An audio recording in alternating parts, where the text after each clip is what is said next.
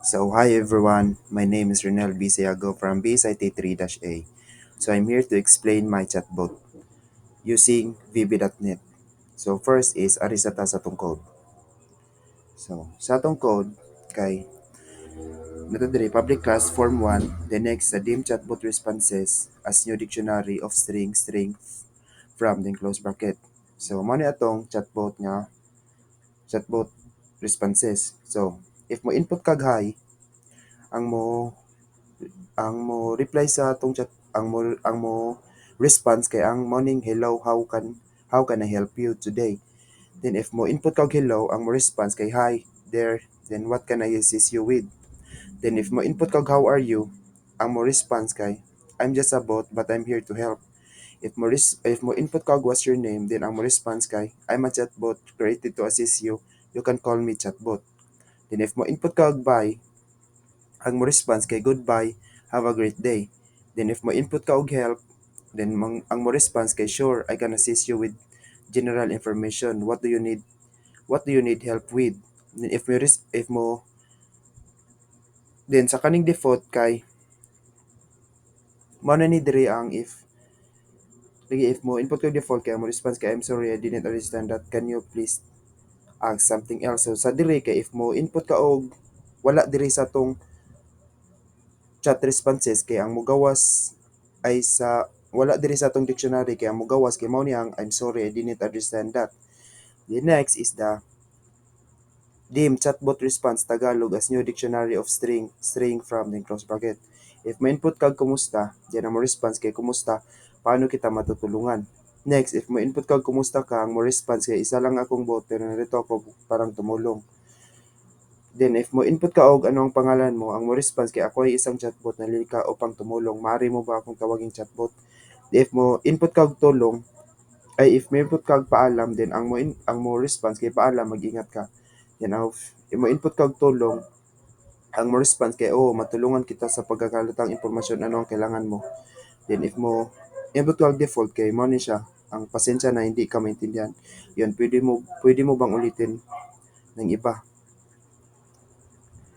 So, next is the function evaluate expression by val input a string, then try, then dim sanitize input a string, then system that takes regular expression that rejects that replacement, then input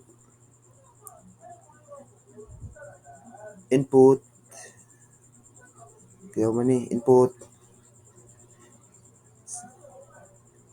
The next is the dim result as double equals new data table, compute sanitize nothing, then return the result for calculation is, and result that to string, then catch as exception, return there was an error with your calculation, please check the expression and try and function. So sa diri kay mao ni atong mga atong kuan sa atong calculation, which is ang addition, division, multiplication og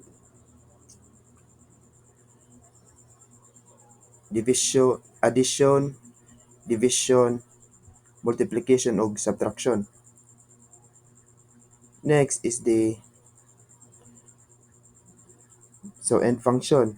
So function is Tagalog by val, user input a string as boolean. Dim Tagalog words as string equals kumusta, ano, paano, ikaw, salamat, paalam, tulong. So for each word in Tagalog words, if user input that contains word, then return true, and if next return false, then end function. So sa diri kay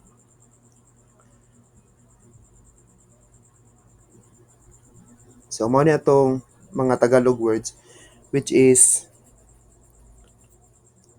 kung i-type mo siya kung i-input mo siya dito sa chatbot, then wala siya diri ba wala siya nabutan diri kaya mo gawas na kay mo ni ang pasensya na hindi kita maintindihan iyon, pwede mo bang ulitin ng iba. So next is the function. Next is the function get chatbot response by val user input a string, then user input equals user input that to lower, then if system that text is that regular expressions that rejects is match user input, then return evaluate expression user input and f. So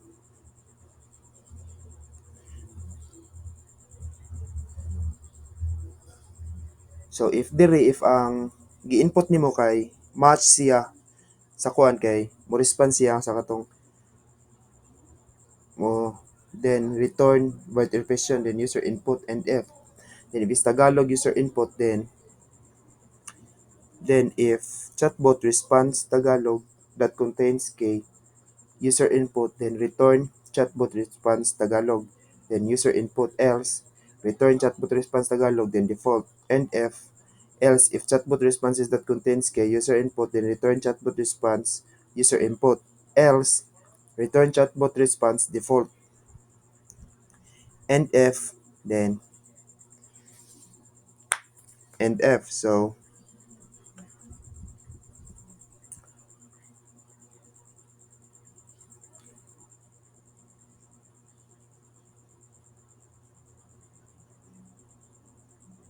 dire, if ang i-input nimo dito sa chatbot kay kanang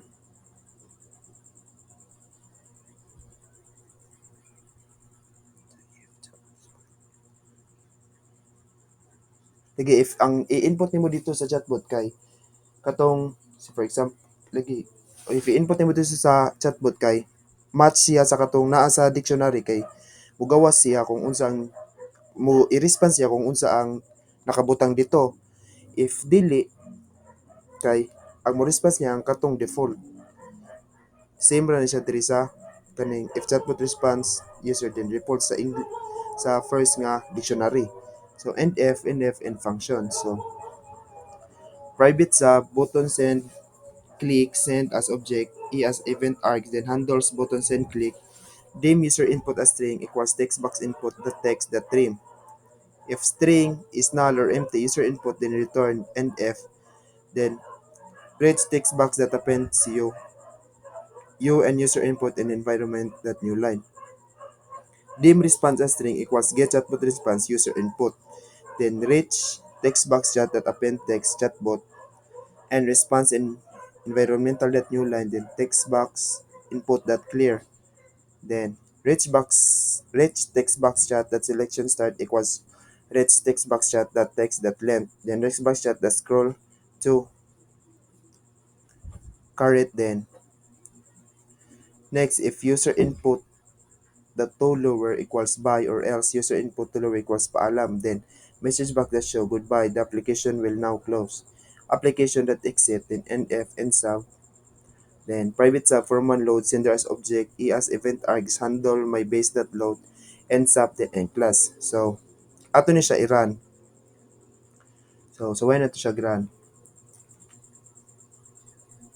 So manani ang atong chatbot. So if mo input a drag high, ang mo response niya, hello, how can I help you today? If mo input ta diri na wala sa atong katong dictionary dito, for example, kan where. So, ang mo response dira kay I'm sorry I didn't understand that. Can you please ask something else? Then next sa Tagalog kay if mo input tag kumusta, kamusta dito, kamusta. So, if mo input tag kamusta, ang mo response kay kamusta, paano kita matutulungan? Then if mo input tag ano, so, pasensya na hindi mo ba maintindihan yun? Pwede mo bang ulitin ng iba? So, kaya ano, kaya wala man siya dito sa atong dictionary nga, lagi, wala man siya sa atong chatbot nga, kato sa dictionary. So, ang mo, response niya kaya ang default. So, next is, magsuway ta og kanang mag-add ta, like, arita sa addition. So, if mo input ta og 1 plus 1, then, ang i-response niya kay the result of her calculation is 2. So, which is sakto. Next is 2 times 2.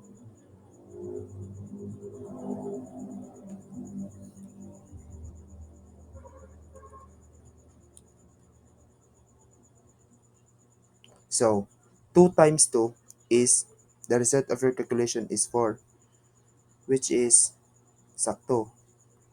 Next is the 3 divided by 1. Ay, wait ka lang. 6 divided by 3. So, the result of our calculation is 2, which is true. Then, 4 minus 1. So, the result of our calculation is 3. So, mo na itong chatbot. So, mo na to tanan.